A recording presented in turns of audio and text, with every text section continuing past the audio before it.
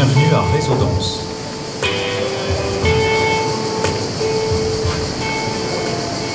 Bonjour et bienvenue à Réseau Danse en direct sur la radio L'Écho des Planches 100.1 FM et les podcasts sur leséchodesplanches.net en un seul mot. C'est donc la 6e saison et le 29e numéro de Réseau Danse, des rencontres organisées par le Centre de développement chorégraphique d'Avignon pendant le festival L'été. 142 invités sont déjà venus parler de leur spectacle depuis 2010, date à laquelle nous avons initié ce projet.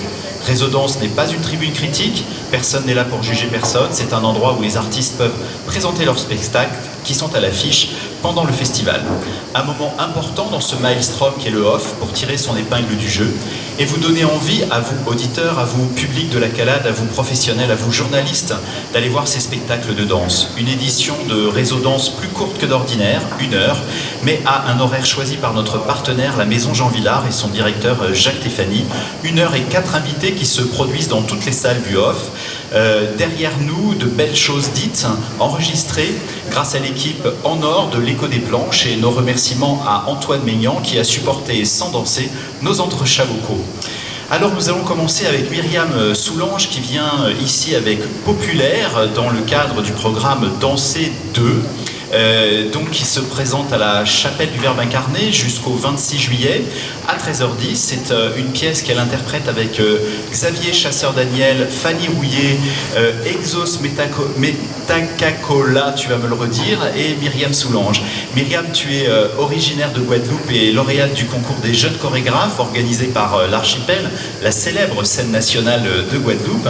Aujourd'hui, ta compagnie a acquis une renommée sur ce territoire et 4 pièces de ton répertoire sont régulièrement programmés en Martinique, en Guadeloupe et en Guyane. Et depuis 2012, la diffusion s'intensifie puisque alors on a la possibilité de te voir à Marrakech, à Madagascar, à Cuba, à Biarritz, à Avignon, à la Jamaïque, à Sainte-Lucie. Je dis ça pour que si un jour tu veux m'emmener, je puisse être dans les bagages. Voilà, et évidemment, tu as une place réservée de choix chez notre partenaire, le Tarmac à Paris. Peut-on dire de ton travail qu'il s'inscrit dans une démarche assez urbaine, dans le sens où on pourrait l'entendre en parler du hip-hop par exemple? Est-ce que tu qualifierais ta danse quand même de plutôt axée vers voilà, des préoccupations de ce domaine-là?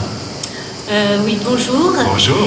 Et oui, effectivement, je pense que je me suis beaucoup influencée quand même de la culture hip-hop. Déjà parce que j'aimais beaucoup la musique, etc., mais les graphes et toute la culture hip-hop en général. Et effectivement, dans ma danse, je pense qu'il y a un mix entre tout ça et que la culture urbaine a toujours fait partie quelque part de ma vie et de mon parcours. Et du coup, je me suis questionnée par rapport à ça. Quelle est ma danse aujourd'hui? Qu'est-ce que je fais de cette formation que j'ai eue plutôt en jazz, afro, contemporain et moderne, mais surtout avec cette envie, oui, effectivement, de représenter aussi ce regard, ce côté urbain. Et alors, est-ce que c'est quelque chose d'assez représentatif de la danse en Guadeloupe? Est-ce qu'il y a beaucoup de choses liées au hip-hop, liées à la street dance en Guadeloupe, ou est-ce que c'est assez exceptionnel? Non, il y a quand même beaucoup de choses par rapport au hip-hop, mais ça reste quand même le hip-hop très... c'est pas conventionnel, mais le hip-hop pur, quelque part, j'ai envie de dire. Mais du coup, là, c'est quand même... Je voudrais pas mettre cette étiquette danse hip-hop sur mon travail. J'ai réellement... je suis attachée à ça, à cette culture-là, mais je questionne mon corps avec mon propre background, j'ai envie de dire. Et voilà, et qu'est-ce que j'en fais? Comment aujourd'hui on s'identifie par rapport à ça et par rapport à la société aussi? Je suis assez d'accord avec toi parce que je trouve qu'effectivement dans ton travail, ce qui le distingue justement, et c'est pour ça que j'ai dit dans un esprit urbain et pas du tout de hip-hop, c'est la notion du temps, c'est-à-dire que tu as complètement cassé en réalité cette énergie du hip-hop où les gens arrivent et déboulent sur le plateau à 100 à l'heure. Toi en réalité tu prends beaucoup ton temps pour imposer le mouvement, mais c'est vrai que le vocabulaire est attaché à des phrases qu'on peut voir dans le hip-hop. Et moi ce que j'ai beaucoup aimé, c'est aussi le côté très apaisé de ton travail et la construction de ton spectacle fait penser par le mouvement à un vocabulaire hip-hop, mais n'est pas justement dans ce qu'on peut voir actuellement dans le hip-hop et même maintenant dans le crump. Pourtant, il y a quand même voilà, des composantes de ces esthétiques et de ces couleurs de danse. Oui, complètement. Et justement, ce que je pourrais juste ajouter, peut-être que c'était juste un rapport générationnel, j'ai envie de dire, par rapport à une vision de la danse. Et du coup, je pense que c'est ce qui donne ce côté un petit peu urbain, finalement. Est-ce que tu veux bien me redire le nom que j'ai écorché tout à l'heure de l'artiste, parce qu'on n'a pas l'habitude de prononcer ici sur la métropole ces magnifiques noms, donc est-ce que tu veux bien me le redire? Alors oui, parce qu'en fait, sur scène, on a un DJ avec qui j'ai collaboré sur la pièce qui s'appelle Exos Metcacola et qui a monté un concept et à qui on va peut-être laisser la parole. Voilà. Voilà. Yes. Bonjour, Bonjour. aux auditeurs. Metcacola, en fait, c'est un mot créole que j'ai rajouté à mon pseudo Exos, qui veut dire le professeur du caco. Parce que, comme dit Myriam, ça fait 10 ans que je suis à la recherche de concepts de fusion entre l'électronique et notre musique traditionnelle. Donc, traditionnelle, c'est le roca, le quadrille, différents trucs vraiment folkloriques. Mais j'essaie de faire une musique moderne avec mon patrimoine et avec des boutons, des trucs de DJ, de l'électronique. D'ailleurs, ce qui est formidable dans la scénographie, c'est que d'habitude, on est toujours un peu encombré dans la danse avec le DJ parce qu'on ne sait pas où le placer. Et là, je trouve l'idée formidable, surtout sur le plateau de la chapelle du Verbe incarné, qui est quand même pas l'opéra de Rio. Du coup, ça n'empêche pas du tout de l'expression de la danse, ça ne coupe pas complètement l'expression de la danse. Et on voit, du coup, il est très graphique, ce DJ. Il accompagne presque de ses propres mouvements du corps complètement. Est-ce que tu l'as chorégraphié? Est-ce que tu as fait attention à ça dans la mise en place du spectacle? Oui, c'était vraiment voulu. On a travaillé ensemble sur lui, sur sa présence et le fait qu'aussi il soit justement en hauteur. C'était ce côté un petit peu orateur de la pièce, quoi. Il tire les ficelles de tout ça. On est toujours sans forcément être plancher sur le regard, etc. Mais justement, on est complètement en lien avec lui et c'est lui qui joue de tout ça sur le plateau. Et dans ton travail, d'habitude, le rapport à l'objet, il est aussi prégnant parce que là, il y a quand même une espèce de moment où il y a un objet qui sert un peu justement à le rejoindre presque à même hauteur et puis vous jouez complètement avec cet objet. Est-ce que c'est quelque chose, les scénographies qui t'inspirent? Est-ce que tu travailles à partir de ces objets? Tu écris la danse dessus? Comment tu as intégré ce podium presque? J'ai cru à un moment donné que ça allait tourner en même temps, tu sais, un peu à tapis roulant pour faire une danse active en l'air. Oui, non, moi j'aime beaucoup travailler effectivement sur les objets et d'ailleurs dans les deux pièces que j'ai faites avant de duo aussi, il y avait déjà cette idée de hauteur sur un bidon, il y avait déjà cette idée d'objets comme des chaussures, les micas, les chaussures en plastique que l'on met dans nos îles pour aller à la pêche ou pour quand on est enfant, pour se protéger, etc. Donc il y avait déjà ce rapport-là et là je trouvais ça intéressant aussi, cette structure métallique finalement qui donne une idée aussi de construction et c'est peut-être aussi là où j'en suis par rapport à mon parcours. Je me sens dans une voie en construction encore et peut-être encore fragile dans ses failles, dans ses paradoxes et du coup je trouvais ça intéressant de le voir monter sur cette... Et comment ça se passe travailler en Guadeloupe, la danse? Tu as un studio, tu répètes dans quels espaces? Alors c'est assez difficile, j'ai pas de studio, il y a très peu d'endroits qui sont disponibles justement pour de la recherche, pour des accueils comme ça pour les artistes. Il y en a un seul que je connaisse et après souvent ce sont des gens qui ont des écoles de danse justement qui peuvent bénéficier de leur studio. Donc on se débrouille, on essaye d'avoir 2 heures dans un centre culturel, 2 heures sous un préau et voilà, donc c'est toujours un petit peu fragile mais bon en même temps j'ai pas envie forcément de me plaindre de ça. Je me dis voilà, moi j'ai envie de faire ça pour l'instant et on se donne les moyens de le faire avec les moyens qu'on a effectivement. Mais voilà, notre envie elle est vive et elle est présente, elle est hyper sincère et réelle. L'état de la danse en Guadeloupe, il y a beaucoup de compagnies, vous êtes de nombreux chorégraphes. Comment tu qualifierais la danse? Parce qu'il y a eu un grand moment post-Béjar où il y a plein de gens de la compagnie de Béjar qui se sont installés en Guadeloupe, qui ont ouvert des écoles, donné des cours et ils sont encore très en activité. Mais du coup, est-ce que ça a vraiment créé une émulation là-bas? Écoutez, en tout cas pour l'instant, en ce moment, je trouve depuis quelques années, moi ça fait que 4 ans, 5 ans maintenant que je suis rentrée en Guadeloupe, il y a de plus en plus de jeunes chorégraphes qui reviennent sur l'île, qui s'installent, qui fouillent, qui cherchent, qui font des propositions et ça je trouve ça vraiment bien et même entre la Guyane, la Martinique, pareil, je sens qu'il y a ce retour là et d'autant plus ce qui est intéressant c'est qu'on est en train de créer un lien entre nous, on discute, on échange, on se rencontre, on s'invite même dans nos propres pièces Et ça, je trouve c'est frais, ça fait du bien. Ça renouvelle aussi, j'allais dire, un petit peu les sources d'inspiration de la danse, parce que en fait, on a l'impression, en métropole, on classifie comme ça la Guyane, la Martinique, la Guadeloupe, on les met dans un ensemble à peu près identique, alors que c'est extrêmement différent, extrêmement riche, extrêmement divers, et en réalité, les Guadeloupéens peuvent s'inspirer des Martiniquais et inversement, et des Guyanais, et en fait, nous, on n'est pas assez informés de ce qui s'y passe, et on n'arrive pas un peu à faire la différence entre les différentes sources d'inspiration. Tu parlais sur la musique, évidemment, de toute la richesse musicale créole, mais qui est tout à fait différente entre la Martinique et la Guadeloupe finalement. Complètement. Voilà, donc comment ça se passe aussi pour la diffusion? Parce que j'ai fait exprès d'expliquer que tu voyageais beaucoup et qu'il y avait quand même des échanges, par exemple à Marrakech. Comment c'est appréhendé ta danse à Marrakech, au festival On Danse, ou comment tu as imposé ce mouvement, cette écriture? Est-ce que tu t'es sentie en osmose avec ce qui se passe là-bas, différente? Non, je me suis sentie en osmose, c'était très bien. En fait, j'ai été invitée par le chorégraphe Tawfik Issiedou, que j'avais rencontré dans les grands ateliers organisés par Bernardo Monté avec Benoît Lachambre, qui a été une très belle rencontre.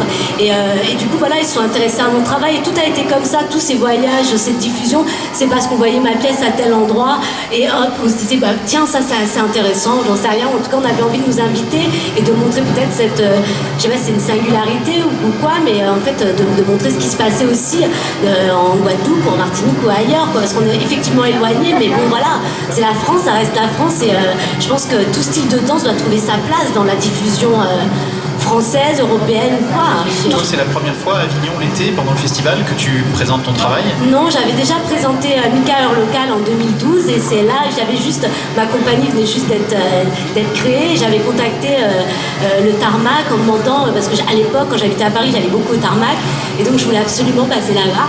Et j'avais demandé à ce qu'on vienne voir mon travail et j'ai eu la chance qu'on vienne voir mon travail et qu'on me programme au Tarmac. Waouh! Waouh! Bon, mais que la chance soit avec toi. Est-ce qu'il y a des projets là pour la compagnie? Est-ce que c'est des contacts importants, intéressants à Avignon? Est-ce que tu noues comme ça des liens de fidélité qui vont se développer dans les temps qui vont venir? En tout cas, avec le Tarmac, il y a un lien, je pense, qui s'est déjà un petit peu installé. En tout cas, une curiosité, une envie de suivre, de discuter, d'échanger, de questionner mon travail. Et ça, pour moi, c'est vraiment important. Et je pense, j'ai envie de dire presque pour nous, enfin, en tout cas, les jeunes chorégraphes et tout, je pense qu'on a besoin aussi de ça, de temps d'échange, de partager, de vraiment juste de discuter. Moi, j'ai envie d'écouter, de pouvoir prendre en compte ce qu'on me dit. Je suis vraiment en train de fouiller quelque chose et je suis vraiment humble par rapport à ça et je me laisse encore du temps vraiment. Alors il faut absolument aller voir d'ici le 26 juillet Popul Air, parce qu'il y a tout un travail sur les cheveux, évidemment, c'est une obsession. En Guadeloupe, on voit d'ailleurs des coiffures absolument extraordinaires, et puis il y en a un qui finit mal quand même avec beaucoup de mèches. Et donc voilà, il y a à la chapelle du Verbe incarné la compagnie Myriam Soulange qui se produit, c'est à 13h10. Il faut absolument aller te voir, Myriam. Merci beaucoup en tout cas de t'être déplacée ce matin avant d'aller jouer comme ça à la chapelle du Verbe incarné. On est toujours donc sur l'écho des planches sur 100.1 FM et on va accueillir maintenant Norma Claire qui est une habituée, Norma, d'Avignon. Elle y vient l'été, l'hiver. Norma Claire, toi tu viens de Guyane. On te connaît à Avignon car, comme je viens de le dire, tu as beaucoup venu enseigner, en particulier aux hivernales, mais tu enseignes en réalité dans le monde entier. Tu as eu des moments d'échange et de contact avec des gens comme Christine Bastin, Pierre Doussin. Tu te formes et tu collabores surtout avec la grande Elsa Voliaston, avec laquelle tu vas travailler de nombreuses années. C'est en 1992 que tu crées ta propre compagnie et on dit de toi que tu affirmes une identité créole prenant sa source dans la gestuelle africaine tout en développant un langage contemporain. Alors là, il va falloir que tu nous expliques comment tu réussis cette synthèse et on trouve voilà, dans tes œuvres toutes les questions question, et on le retrouve d'ailleurs dans le travail de Myriam qui est encore là, la question évidemment de l'identité, de la créolité, des métissages, et ça c'est aussi vraiment une chose très forte dans cette partie de notre France, comme on disait tout à l'heure. Donc depuis 98, tu mènes en Guyane des projets importants, des actions de sensibilisation à la danse hip-hop, à l'afro-contemporain, et dans les quartiers et en milieu scolaire. Et puis formidable, depuis 2012, tu es en préfiguration voilà, d'un centre de développement chorégraphique. Donc comme on dit dans le sud, tu es collègue. Donc bravo, et ça je sais que c'est imminent. J'espère qu'on va te l'annoncer bientôt. Donc tu présentes Émergence, hein, dont tu vas nous parler, toujours dans le magnifique programme de la Chapelle du Verbe incarné Danser. C'est tous les jours jusqu'au 26 juillet. C'est avec Steve Guimarès, Gladys Demba, Clara Nugetz et Clara et Régine La Passion. Là, ce sont les chanteuses qui vont accompagner ce duo de danse. Dis donc, elles sont pas faciles, les femmes en Guyane, hein. Elles ont du caractère. Hein. On dit chez nous des femmes jock. Des femmes jock. Elles ont du bagou, elles ont du courage en fait. Hein. Elles tiennent la culotte quand même. Elles n'ont pas eu le choix autrement parce que nous sommes un peuple jeune, nous avons 300 ans. Donc nous sommes des gros bébés en fait. Hein. Et ces gros bébés commencent à s'interroger un petit peu sur leur identité. Alors sur cette identité créole, évidemment, les femmes ont tenu à ce que ce peuple existe finalement au jour d'aujourd'hui, parce que dans le cadre de l'esclavage, les hommes étaient comment dire, choisis pour être placés d'une plantation à l'autre. Et puis ils servaient aussi comme un étalon aussi. Les plus beaux étaient de vrais étalons pour les colons. Donc il fallait effectivement faire en sorte d'avoir des bons esclaves solides, hein, des bonnes dents, des bons muscles.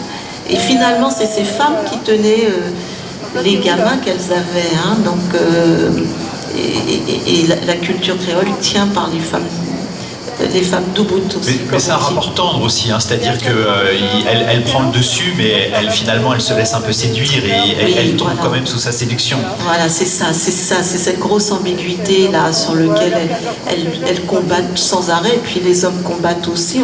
Chez nous on les appelle les coqs, hein, ce sont des petits coqs. Et en fait, ils sont aussi pris complètement englués dans leur problématique d'être... Il y a une danse qui s'appelle chez nous piquetchouk. Oui. C'est-à-dire qu'il faut piquer la femme. Et en fait, c'est vraiment la préoccupation là de ça qui doit finalement tourner en rond comme ça, et ils sont pris dans ça. Et ce qui est important, c'est cette tension permanente. Et cette tension difficile à tenir pour eux d'ailleurs. Et alors quand même tu as tenu à faire à compléter cette danse par la présence de la musique live et vocalement a cappella, et ça a créé on voyage immédiatement, c'est-à-dire qu'on rentre dans la salle, la musique commence, le chant c'est là, et j'ai envie de dire on est presque en Guyane quoi. Ça arrive à un moment fantastique, et ça crée comme ça un univers. Peut-être c'est la réussite, j'ai envie de dire, de cette petite forme de 30 minutes de ton travail là de Émergence, c'est que on y est quoi, on est dedans et on est invité dans la Guyane. D'ailleurs, toi, tu es revenu en Guyane, parce qu'en fait, tu travaillais en métropole, tu étais en France. Qu'est-ce qui t'a donné envie de retourner en Guyane, en vérité? Je pense que Et en plus, je suis partie à un moment où, pour moi, ça allait très fort en France, en fait. Et je pense que ce qui m'a particulièrement touchée, c'est de voir l'état de la jeunesse en Guyane, l'état de ce département qui était vraiment en désuétude culturelle, j'avais envie de dire. Et puis aussi la situation de la danse. Tu l'as trouvé comment, du coup, quand tu es arrivée? Un petit peu laissé pour compte. Hein, et au jour d'aujourd'hui, on crée une vraie dynamique. Et je me suis... et puis en parlant beaucoup avec les jeunes, on a mis en place ces fameux projets de danse hip-hop, et qui fait que le hip-hop s'est développé beaucoup en Guyane à ce moment-là. Et pour toi, c'était la clé d'entrée de la danse? Il fallait travailler sur le hip-hop, sur les danses urbaines tout de suite ou Il fallait aussi, parce que j'ai pas travaillé que sur ça, j'ai travaillé aussi sur le travail chorégraphique. On ne savait pas ce que c'était que l'écriture chorégraphique, enfin, ce que c'était que la recherche. Hein. Donc il a fallu vraiment mettre un temps de travail important. Et puis finalement, la chorégraphe qu'on connaissait mieux en France ou en Europe n'était pas du tout répertoriée, connue chez elle. Donc j'ai trouvé intéressant aussi qu'à un moment donné de reconquérir, voilà, en étant prophète dans son pays. Alors tu dois aussi, ça a fait événement, c'est la visite de Frédéric Mitterrand qui a annoncé tout à trac, il avait pris un petit peu trop de petits ponches et donc du coup il a dit il y aura un centre de développement chorégraphique en Guyane. Personne n'était au courant, d'ailleurs même pas nous, le réseau des CDC, mais du coup bienvenue, parce qu'effectivement on voit bien dans nos réunions de réseau que tu commences à rejoindre et que ton équipe commence à rejoindre, la nécessité d'avoir des échanges, parce que vous êtes très loin des réalités, et pourtant, et c'est ça dont on ne se rend pas compte, c'est les mêmes lois qui s'appliquent en Guyane et en France. Alors par exemple, j'ai assisté en Guadeloupe à des échanges sur la formation et les DE en Guadeloupe qui sont les mêmes qu'en France, et en réalité le niveau est très bon parce que il y a les mêmes exigences, et d'ailleurs c'est des professeurs qui viennent de métropole pour faire les jurys, donc il n'y a pas de discontinuité dans la parole de l'État en région, mais c'est pas facile tous les jours, j'ai l'impression. Et en Guyane, tu le dis, il n'y avait pas quand même une présence de la danse assez forte. Il y a des conservatoires, il y a des choses comme ça pour la danse? Il y a un seul conservatoire qui vient d'être créé. Il est encore en préfiguration, il n'a pas sa nomination définitive. Hein. C'est le seul conservatoire qu'on ait en Guyane. On a été plusieurs à se battre pour cela. Et bon, j'espère que sa préfiguration arrivera finalement. Et puis, on a des écoles de danse, mais ce qui me semblait important, c'était surtout de développer une danse qui n'existait pas, c'est la danse contemporaine. Ouais. Hein, il y a du jazz. Donc, on a parlé des références, comme tout à l'heure, Béjart, Alvin Allais, hein, voilà les références qui sont bien sûr intéressantes, il n'y a aucun problème, mais qui n'arrivent pas à permettre la recherche comme il faudrait la mener. Donc tout le travail que je mène, et qui a fait qu'aussi mon travail de chorégraphe a été à un moment reconnu, admis, a permis aussi d'atteindre ce but de mettre en place des choses qui sont autour de la recherche. Nous sommes en train de modifier finalement la dynamique culturelle. Hein, je parle pour la danse en tout cas, je ne me permettrai pas pour les autres. Et comme Myriam, on l'a invité plusieurs fois au festival des rencontres de danse métisse, qui est maintenant un festival qu'on mène de danse contemporaine qui commence à avoir une envergure de niveau international.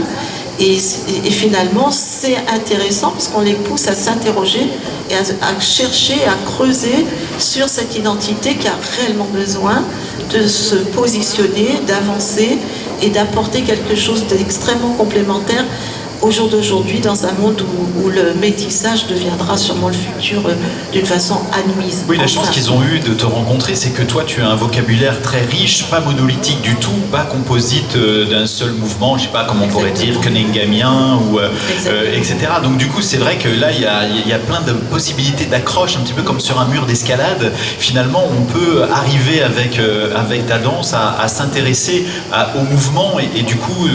tirer un fil, comme disait Myriam Soulon tout à l'heure, voilà, se mettre en danger, expérimenter, voir un petit peu comment les choses se produisent. Du coup, quand même, ce qui est assez intéressant dans ce spectacle Émergence, on ne peut pas s'empêcher de penser à la plus connue des Guyanaises qui est au gouvernement actuel, à Christiane Taubira. C'est vrai que tout d'un coup, quand on voit ce spectacle, on pense effectivement à ces caractères, à ces femmes très trempées qui ne se laissent pas compter. Et puis, voilà. Alors, à un moment donné, quand même, le cœur finit par lâcher, j'allais dire, le corps reprend le dessus peut-être, je sais pas, tu nous diras, mais c'est vrai que du coup ça nous aide beaucoup à comprendre à travers les prises de position de cette femme qui a vraiment marqué, je crois, ces dernières années la vie politique. C'est la Guyanaise, l'archétype de la femme guyanaise quand même. Oui, qu'est-ce que tu en dis? C'est une femme jock. C'est une femme jock. Une jock comme on l'appelle chez nous, c'est une femme de trempe, de caractère. Alors en plus elle est incisive, elle est intelligente, elle est très brillante et elle sait poser les mots, elle connaît bien sa répartie. Mais on pourrait l'entendre tout à fait en créole, on comprendrait tout à fait son comportement, bien sûr, oui. C'est ça. Et du coup, dans ton festival que tu organises maintenant depuis plusieurs années, est-ce qu'il y a du coup un échange avec les compagnies de métropole? Tu fais des invitations pour montrer aussi ce travail? Et aussi sur la zone Caraïbe, est-ce que vous avez des échanges? Est-ce que ça fonctionne toujours un petit peu? Est-ce que c'est quand même finalement plus proche d'aller dans la zone Caraïbe que en métropole finalement pour vous? C'est compliqué, mais en fait, il y a tout un travail à faire pour recréer vraiment du lien avec la zone Caraïbe. Hein. Il y a eu une trop grosse habitude de prendre l'avion pour aller juste dans la dite métropole. Hein. Il faut qu'on bouge de cette dynamique-là et qu'on comprenne aussi que nos rencontres, elles doivent être intercaraïbes, interdomiennes aussi, hein, et créer un mouvement et une force dans la recherche artistique qui permettrait aussi qu'on soit plus reconnu, entendu. Il y a encore des fragilités et de travail, c'est évident, il y a encore beaucoup, mais je le dis, nous sommes un peuple jeune, 300 ans, c'est absolument ridiculement petit encore. Donc il faut avancer. Et évidemment, ces liens vont aller, j'y crois. Puis le festival le démontre. Hein, j'ai de plus en plus de danseurs, des DOM, pas seulement Martinique, Guadeloupe. Il y a aussi les autres Caraïbes qui nous interpellent, Haïti, La Réunion, Madagascar, avec qui Gabi, on a travaillé dernièrement. Et puis, évidemment, on fait venir des chorégraphes de renom dans l'écriture contemporaine. On a eu l'année dernière Caroline Carlson, qui a été très, très contente de venir et de voir ce qui se passait et d'interpréter. Je lui avais demandé de venir sur un solo qu'elle a dansé, ce qui a époustouflé les gens de voir cette dame danser. Donc, tout est à faire et à découvrir. Et surtout, je mets un point d'honneur à travailler sur cette idée de qualité. Bien sûr. Alors en tout cas, il y a des projets d'autres créations qui s'annoncent. On te voit bientôt en métropole ou en Guyane avec des nouvelles pièces. Qu'est-ce qui se prépare pour la compagnie?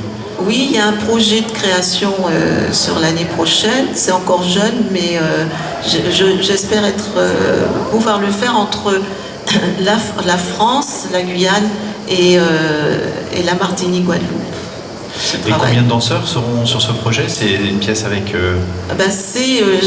j'espère avoir des danseurs Martinique, Guadeloupe et France. Ok, super. Alors il faut absolument aller voir Émergence, donc à la chapelle du Verbe incarné, jusqu'au 26 juillet. Attention, relâche le 22. Donc voilà, il y a quand même toute la Guyane qui s'annonce sur ce plateau.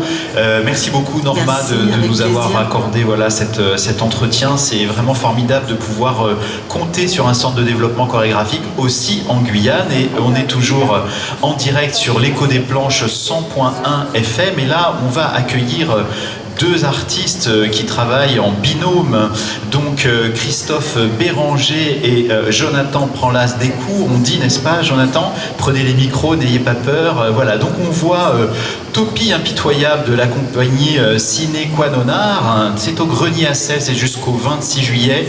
C'est à 17h10. Alors Christophe, toi tu as été longtemps interprète au Ballet de Lorraine. Ton parcours atypique au sein de la structure te permet de travailler avec plusieurs compagnies, avec plusieurs chorégraphes. Dans le même temps, tu fais tes propres chorégraphies. Tu diriges des programmes d'insertion professionnelle. Tu assistes des chorégraphes invités, et en 2011, on te nomme coordinateur du Ballet de Lorraine. Et puis en 2013, il y a un nouveau directeur, donc tu en profites pour prendre la poudre d'escampette et t'associer avec Jonathan Pranlas, qui lui, on va pas dire tout son parcours, mais en tout cas, on le remarque en particulier à Parts à Bruxelles, chez Anne-Theresa de Kerschmecker, où il va suivre une formation, mais pas que. On le voit beaucoup dans les arts plastiques, et il suit comme ça des formations tout au long de son travail. C'est pour dire qu'au début, tu n'étais pas forcément un danseur, ta formation te destinait pas à être interprète de danse. Jonathan, tu nous en diras quelques mots quand même. Et puis voilà, donc là on assiste à un solo qui est vraiment atypique dans le monde chorégraphique. Il y a des objets, il y a des installations, il y a un travail sur les lumières absolument incroyable. Prenez les micros les garçons parce que là je rame en pleine campagne. Bonjour. Allez-y, bonjour. Donc oui, effectivement c'est un travail atypique, mais peut-être pas tant que ça. C'est aussi le prisme français qui nous met aussi dans cette case-là, mais moi qui ai par exemple beaucoup travaillé à l'étranger et en Belgique, c'est pas si atypique que ça. Voilà, c'est plutôt un travail sur la performance et sur aussi une manière de former le corps dans l'espace pour être à l'endroit même de la chair, de la présence, et pas forcément dans le surdialogue ou la surproduction de mouvements. Alors comment est né ce travail, moi que je continue à qualifier d'atypique, parce qu'on a effectivement des performeurs, mais la danse c'est quand même le mouvement, le geste est très présent quand même dans cette proposition, et alors qu'a priori, d'après ce que j'ai pu lire, mais j'ai peut-être de mauvaises sources, t'étais pas forcément un danseur au départ, n'est-il pas? Non, j'ai commencé à 22 ans la danse, mais la question par contre des arts a toujours été claire chez moi. Et au bout d'un moment, tu veux dire voilà, de pas seulement faire qu'une seule chose. Mon intérêt pour les arts en général, ça a toujours été un engagement très sûr. Donc, d'abord par les arts plastiques, ensuite par le théâtre. Et c'est finalement au travers du théâtre que j'ai découvert le travail du mouvement, le travail du corps. Et puis voilà, 1, 2, 3 personnes m'ont parlé, m'ont mis la puce à l'oreille, et puis voilà, j'ai changé de direction, et en fait c'était une continuité assez logique finalement. Et alors comment on travaille avec un plasticien qui devient danseur, toi qui as formé tant de gens, Christophe, qui a suivi des cours, parce que toi c'est la rigueur du danseur classique presque à un moment donné dans ton travail, tu observes, même si tu t'es beaucoup soigné, c'est quand même ça quoi. Comment tu travailles avec un artiste comme celui-là? Ça fait du bien. Mais en fait ce qui est intéressant, pour revenir à ce que tu disais, le travail atypique, je crois que c'est aussi nos 2 parcours extrêmement différents. Et du coup, effectivement, moi j'ai cette formation, on va dire, classique, académique, mais que j'ai toujours, j'ai très vite remis en cause. J'ai tout de suite eu envie, moi il y a eu une première déflagration, c'est de rencontrer Odile Duboc, à la fin des années 90. Et là j'ai commencé à me poser des questions, et puis le chemin a fait que des années après je rencontre Jonathan, et je crois que oui, ce parcours complètement différent, ça nous pousse à pas être seul face à sa création, mais on est vachement dans la confrontation quand on travaille, et on ne s'épargne rien. Ça doit être sympa. Non, je ne veux pas être dans les parages. Mais du coup ça oblige à trouver un terrain d'entente, et du coup je pense que c'est pour ça que ce qui sort est atypique, comme tu dis. Et on met du temps aussi, je pense, pour trouver la direction commune, mais elle est faite de compromis, mais une fois qu'on a la direction, il n'y a plus aucun compromis. Et c'est en ça où ça devient assez tranché ce qu'on fait en fait. C'est ça. Et puis tu posais la question du début de ce solo. Quand Jonathan a commencé à m'en parler, il était sur une tournée avec Mathilde Monnier en Asie, et on commençait la compagnie, on n'avait pas d'argent. Donc il s'est dit, écoute, je vais profiter de cette tournée. On avait cet objet du casque boule à facettes. Extraordinaire, ça c'est la trouvaille quand même. Voilà, qu'il a fabriqué en bon plasticien. Bah oui, bon mail, tant qu'à faire. Et il a dit, écoute, j'ai pas de studio, j'ai rien, je vais tenter des petites choses dans la rue, partout où il se produisait, donc Shanghai, Taïwan, Séoul. Voilà, donc ça a commencé comme ça, et puis en rentrant, on a commencé à travailler sur un film, un court-métrage, une petite vidéo danse, et en regardant toutes ces images et les matières de corps qu'il avait développées sous le regard ébahi des Asiatiques, on a commencé à penser à il le faisait dans la rue d'ailleurs, il a fait des performances dans la rue, dans l'espace public. Voilà. Mais du coup c'était une manière de commencer un projet différemment, mais je pense que ça aussi ça vient un peu des arts plastiques, et d'être à l'écoute aussi. Je pense qu'on est très engagé là-dessus, d'être vraiment à l'écoute de ce qui se passe en ce moment, de comment on peut travailler un projet. Et chaque projet qu'on mène, il est vraiment à cet endroit-là. On se pose la question, où est-ce qu'on en est et qu'est-ce qu'on a besoin de faire différemment. Et donc ce solo, il a répondu à cette question. Comment on peut questionner un espace de recherche sans avoir le temps et l'argent. Donc il rentre d'Asie, il a son casque sous le bras, c'est un objet extraordinaire qui prend la lumière, qui intrigue tout de suite, que tu utilises d'ailleurs de façon tout à fait inhabituelle, puisqu'il prend plein d'endroits, tu le manipules vraiment peut dire que tu as tout exploité sur ce casque. Pourtant, on se dit, c'est rond, ça se met sur la tête, quoi. Mais non, tu vas quand même créer des personnages vont jaillir comme ça. Et du coup, par rapport à l'Asie, t'avais déjà cet objet quand tu faisais les performances dans les rues? Voilà, c'était avec cet objet. Mais du coup, en rentrant, il y a eu un deuxième parcours qui s'est mis en place. C'était du coup le texte de Michel Foucault sur le corps utopique, qui du coup a aussi résonné. Il y a eu des phrases, d'où aussi le titre Utopie impitoyable. Et cette question aussi du visage du danseur, qui est un endroit, en tout cas que moi en tant que spectateur, je regarde beaucoup, même quand je chorégraphie pour d'autres gens, je regarde, voilà, comment c'est un peu le livre ouvert des émotions aussi, quoi.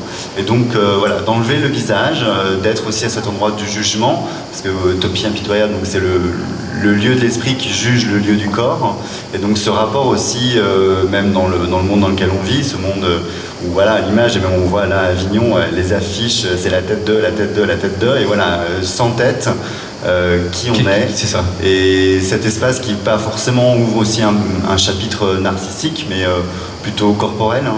Et donc voilà, d'être à cette question-là. Ça Travaille aussi sur le gadget, sur les lumières, ça n'arrête pas. Tu t'installes, en fait, une bonne partie du travail qu'on voit, c'est d'installer effectivement l'environnement lumineux de la performance. Et ça, c'est extraordinaire, en particulier là, ces petites lumières qui clignotent, qui vont créer l'univers lumineux tout le temps et du coup presque autonome. Ça, c'était une chose auquel vous teniez quand même?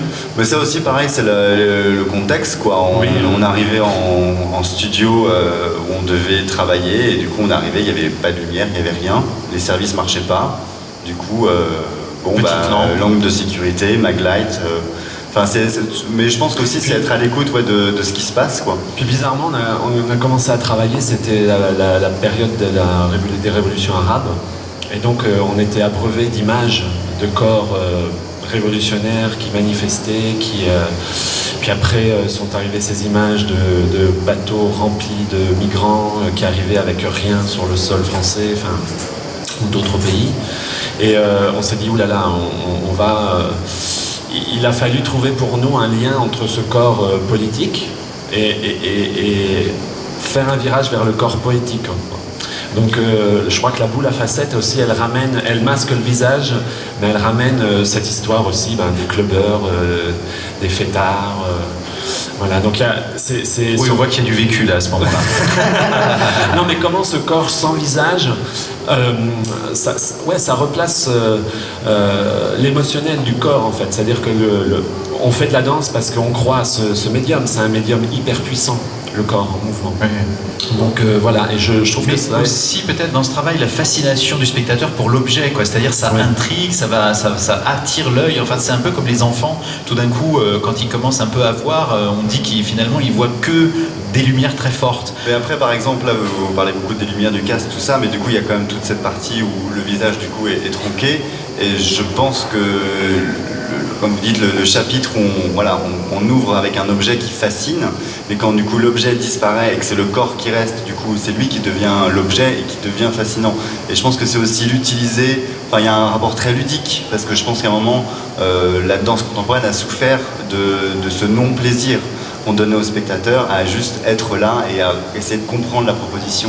Et je pense qu'il y a un endroit ludique, il y a un espace du plateau, du jeu, qui est en tout cas dans ce travail et dans les autres qu'on essaie de mener. Voilà, à un moment, on peut aussi avoir ce plaisir, cette chose fascinante, et sans pour autant devenir incompréhensible. Alors actuellement, c'est une pièce qui fait 25 minutes, mais du coup, est-ce que c'est pas quelque chose qui pourrait être développé sur un format plus long? Pourquoi ça s'est arrêté à 25 minutes selon vous là? Pourquoi vous l'avez un peu stoppé? Moi, j'ai l'impression qu'il pourrait vivre 45 minutes, ça m'aiderait d'ailleurs à le programmer plus facilement. Du coup, est-ce que il y a parce que je voulais absolument faire voir ce spectacle aux Avignonnais, mais ça c'est fait. Mais du coup, je me demandais, je voudrais bien voir. Je crois que c'est comme toute première production, c'est des formats qu'on ne décide pas. Et c'est pour des plateaux, pour des petits formats, pour des rencontres. Du coup, 25 minutes, un format qui allait très bien, par exemple pour le grenier à sel. Du coup, ça correspond bien. Après, je pense que c'est aussi on est à cet endroit-là où on a envie, nous, d'avoir un échange avec des gens en face qui nous disent, voilà, moi, ça m'intéresserait d'avoir une version plus longue. Et vu que tout a commencé sans argent et dans la rue, est-ce que ça ne peut pas continuer avec de l'argent dans un studio? Et je pense que c'est aussi ce... Et voilà, c'est ce qui se passe d'ailleurs, vous êtes en train de travailler sur un nouveau projet, vous avez déjà des pièces... Oui, alors, on a 2 autres pièces en tournée. On a deux autres pièces qui tournent, dont une avec 150 kilos de cire, donc... Allez, merci beaucoup. C'est chorégraphe, vraiment. Et puis là, on a commencé notre prochain projet pour l'automne 16, normalement, qui sera un quintet. On sera 5 danseurs au plateau avec 2 musiciens live. Tu dis on sera, c'est-à-dire tu danseras cette fois-ci? Ouais. Je danse dans toutes les pièces pour le moment, sauf le solo. Sauf le solo. Et peut-être... Tu l'as piqué la vedette, c'est bien, Jonathan. Bon début. Vous pouvez pas le faire autrement. Non, mais après, c'est aussi... on met beaucoup de temps à faire les projets, parce que du coup, vu qu'on est 2 à chorégraphier et 2 à danser... Comment ça se passe alors? Vous sortez en alternance? Non, il n'y a aucune recette en fait. Sur le duo Exuvie, on est du coup les pieds dans la cire littéralement. Donc en fait, on n'a aucune possibilité de sortir. Sinon, donc, ça a été sinon ça dégueulasse ce studio. Et donc non, là c'était vraiment la question comment chorégraphier de l'intérieur dans l'association sur des partitions qui sont timées avec les musiciens et avec la cire. Donc ça a été une manière d'appréhender le travail. L'idée de la cire vient de qui? Vient de toi, du plasticien, ou vient plutôt du chorégraphe? Les deux, parce que là on a une résidence de recherche que pour ça en fait. Ouais, on a eu le luxe d'être choisi pour 2 mois de résidence à Cologne. Ça tournait autour de thèmes de l'identité solide et liquide. Nous, on avait le désir de travailler avec une matière. On était parti sur l'argile, mais bon, c'était pas très vivant, ça répondait pas beaucoup au mouvement. Et à Cologne, il se trouve qu'il y a une des plus grosses manufactures de cire d'Europe. Vous savez qu'il y en a une ici aussi dans la région qui est absolument magnifique. Les cisterciens font des bougies absolument extraordinaires. Donc faut vous rendre à Tarascon. Il y a une manufacture de bougies. On ne manquera pas alors. Ouais, vraiment magnifique. Ouais. Il y a des bougies faites pour les religieux. Ça nous a permis de rencontrer des chimistes ça a été 2 mois vraiment de recherche pour trouver le principe scénographique, scénique, et puis dompter autant que faire se peut cette matière qui est extrêmement exigeante. Et vous arrivez avec en dans les camions? Ouais, on arrive avec dans les camions. Comme les grandes compagnies de cirque, on y manque le chapiteau, quoi. Mais ce qui est intéressant dans ce processus, c'est que du coup, on a passé aussi 2 mois à finalement inverser notre proposition. À la base, c'était pour passer du solide au liquide. On voulait faire fondre un décor de cire. Et c'est en construisant ces murs qu'on s'est rendu compte que le passage de l'état de la matière... Et en s'ennuyant beaucoup à regarder fondre. À voir cette cire qui finalement n'était pas très intéressante. Du coup, c'est le principe opposé. C'est du liquide au solide. C'est la solidification qui, du coup, devient la transformation de la matière. Donc, pareil, c'est un travail d'écoute. On est vraiment sur cet espace-là. Ouais, donc pour répondre complètement, il n'y a pas de recette. Et c'est ce qu'on aime aussi, c'est on évite de tomber dans un espèce de savoir-faire, une chorégraphie. À chaque fois, on réinterroge les codes. Et le point de chute de la compagnie, alors du coup, parce que tu nous parles de Cologne, tu étais toi en Lorraine, c'est où maintenant, vu que vous êtes dans les greniers à sel, c'est vers les Pays de la Loire, non, normalement? Poitou-Charentes. Poitou-Charentes. Invité des Pays de la Loire, on a basé la compagnie à La Rochelle. Depuis La Rochelle, ouais. Voilà. Depuis 3 ans, vous êtes à La Rochelle. Oui. Ça se passe comment la danse à La Rochelle, du coup? Ben, ça se passe pas trop mal, mais comme partout, ça devient un peu difficile. Là, les subventions sont tombées, on a pris pas mal de coupes budgétaires, même pour les très grosses structures. Bon, il se trouve que la ville a quand même une scène nationale extrêmement... un centre chorégraphique. Un centre chorégraphique, enfin il se passe quand même beaucoup de choses pour une ville somme toute moyenne. Et il y a une vie culturelle assez forte, il y a un centre d'art qui s'appelle le Centre Intermonde aussi, qui invite des artistes du monde entier. Donc nous, ça nous permet de rencontrer aussi des musiciens, des plasticiens, des peintres, des écrivains. Je pense qu'il y a un vrai espace pour un objet justement, comme on disait au début, atypique. Voilà, parce qu'il y a eu aussi l'héritage de Régine Chopineau, qui du coup maintenant est repris par Kader, qui du coup est complètement différent. Et donc voilà, il y a eu un peu des enfants qui se sont retrouvés orphelins de danse contemporaine. De danse contemporaine. Et en tout cas, nous on a vraiment concentré dans des endroits maintenant Il y a un off CCN. Non, il y a pas un non, off mais même ça se passe au CCN souvent aussi. Mais c'est juste dans l'esthétique, quoi. Mais c'est vrai que nous, les premiers spectacles qu'on a proposés, on était un peu inquiets parce que personne ne nous connaissait, même si je suis un peu l'enfant du pays. Moi, il y avait 22 ans que je n'habitais plus La Rochelle. Traître. Et finalement, c'est là où on s'est rendu compte que le public est en désir de proposition, en tout cas. Et de dialogue aussi sur qu'est-ce que ça peut être la danse aujourd'hui. Et Avignon, pour une jeune compagnie comme ça, c'est important. Vous avez des contacts ou vous êtes ennuyé, on vous parlait pas, vous avez vu personne. Comment ça s'est passé là On a passé des journées chez nous à rien faire. C'est ça. C'est possible. Il y en a qui font ça. Hein. Non, Avignon, c'est les 3-8. C'est le challenge quand même. C'est le challenge. Ça peut être, je pense, la machine à broyer aussi. Bon, il se trouve que pour nous, ça s'est plutôt très bien passé. On a eu beaucoup de professionnels qui sont venus nous voir. Le public aussi a été présent, s'est posé des questions, et nous ont posé des questions. Donc ça, c'était intéressant aussi de voir comment un public qui ne sait pas trop ce qu'il va découvrir réagit à ce type d'objet aussi. Super, alors il faut absolument aller voir Topie impitoyable de Christophe Béranger et Jonathan Prend-la découvre vraiment au Grenier à Sel jusqu'au 26 juillet. Vous êtes en relâche le 20, ça va vous faire du bien. On est toujours en direct voilà, sur l'Écho des Planches sur 100.1 FM et on va accueillir notre dernier invité de l'émission mais aussi de la saison puisque nous nous arrêterons tout de suite après et nous reprendrons notre fil d'attente pour l'année prochaine avec l'Écho des Planches qui nous réinvitera, j'espère. Alors, cher Yann L'Heureux, toi tu es ici pour deux spectacles, un qui s'appelle Christina et un autre qui s'appelle Flat Grand Délit. Tu vas nous expliquer ça. Il y a dans ces deux spectacles qui se jouent au théâtre de Loul des formes, voilà, une volonté de ta part de montrer un petit peu l'étendue de ton répertoire. Toi, tu as commencé ta carrière en 86, on dit ça dans les biographies bien inspirées. Et tu viens de la danse hip-hop, tu viens de la danse plutôt urbaine. Tu crées ta compagnie en 94, tu t'installes à Montpellier et depuis tu fais merveille là-bas puisque tu t'es investi beaucoup dans des manifestations justement dans l'espace public. C'est d'ailleurs un petit peu le off de Montpellier Danse maintenant, ce que tu organises à Montpellier. Venir à Avignon, ça c'est quelque chose que tu voulais faire, je sais.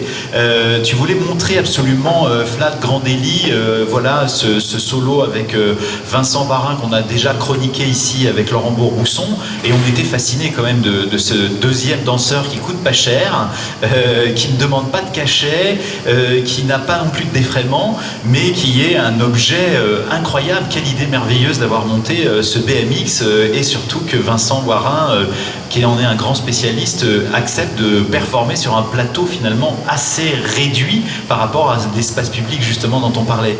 C'est une belle idée quand même. Écoute, c'était vraiment dans la suite logique du travail que je mène avec la compagnie, hein, qui m'amène à côtoyer d'autres horizons, d'autres gens, d'autres cultures, et là pour le coup les cultures urbaines. Alors ce solo là dont tu parles avec Vincent, c'est un solo qui appartient à un triptyque qui s'appelle Flag, qui s'intitule Flag, dans lequel on retrouve trois performeurs, des praticiens urbains. J'avais envie de changer un petit peu d'horizon. Il y avait un Coréen qui faisait un solo, c'est ça? Voilà, un Sud-Coréen en fait, Lee Woo-jae, avec qui j'ai travaillé à Séoul sur un solo hip-hop. Ensuite, il y a eu Tony Tish, avec un praticien en art du déplacement, le parcours, Yamakasi, et puis Vincent avec son BMX. L'envie étant pour moi à la fois de travailler sur des pratiques urbaines, pas anodin, parce que comme tu le disais, j'ai commencé moi, la danse dans la rue, donc revenir aussi à ces pratiques de rue, ça m'intéressait bien, sachant que la compagnie fait toujours ce va-et-vient entre scène, plateau et extérieur.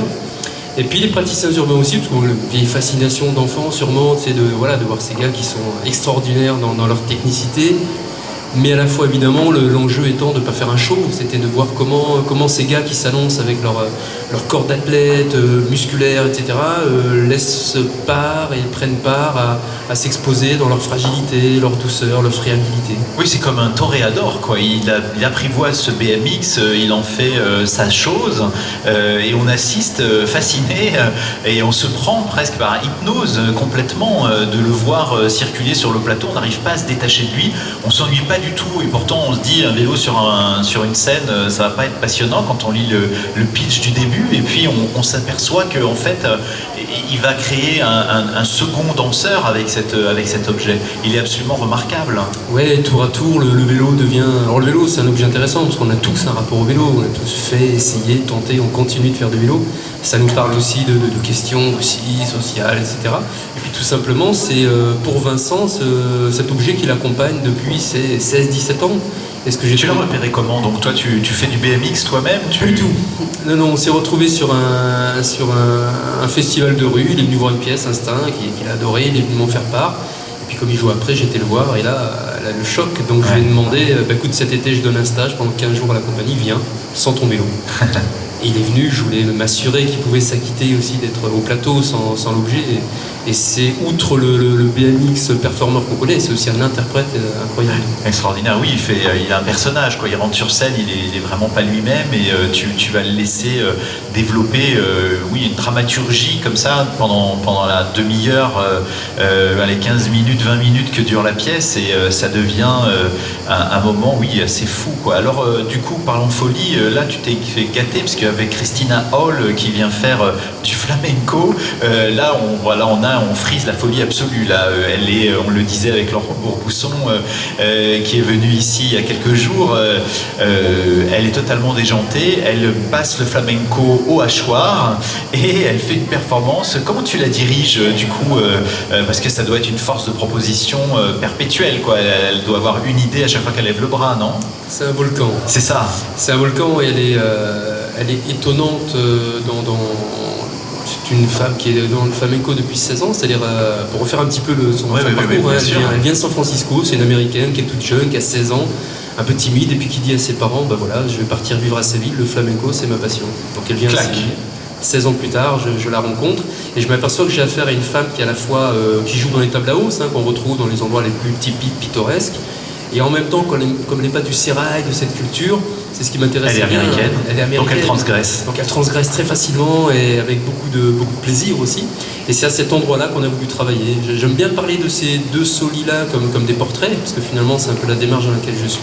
M'attacher à des portraits de personnes. On a parlé de ces 3 hommes. Le projet là s'adressera à 3 femmes, dont Christina.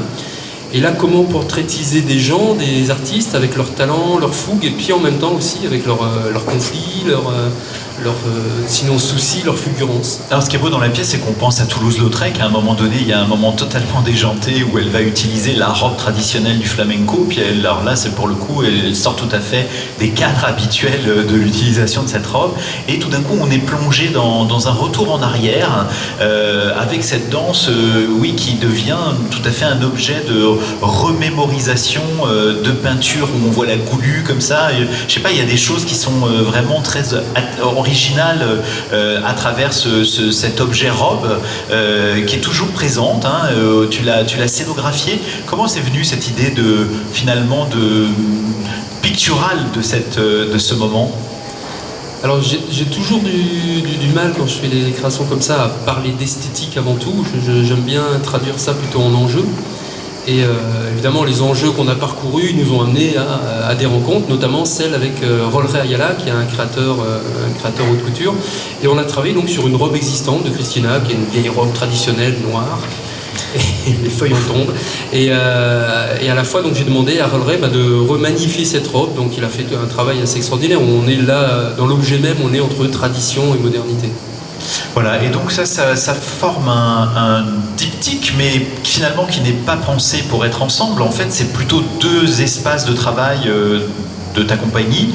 Qu'est-ce qui se prépare là un petit peu pour toi dans les temps qui viennent à Montpellier? Je vais continuer ce nouveau triptyque avec ces 3 femmes. Jeanne Gallois, une danseuse hip-hop. Prix des Ibéroclites 2015. Voilà, donc tu connais très bien. Ouais. Et puis Maura Morales, qu'on connaît un peu moins, qui est à Düsseldorf, une danseuse cubaine, qui a un parcours étonnant aussi, les ballets classiques de Cuba, qui s'expatrie en Allemagne et puis qui change de danse. Donc voilà, la rencontre de ces 3 femmes. Et puis Christina.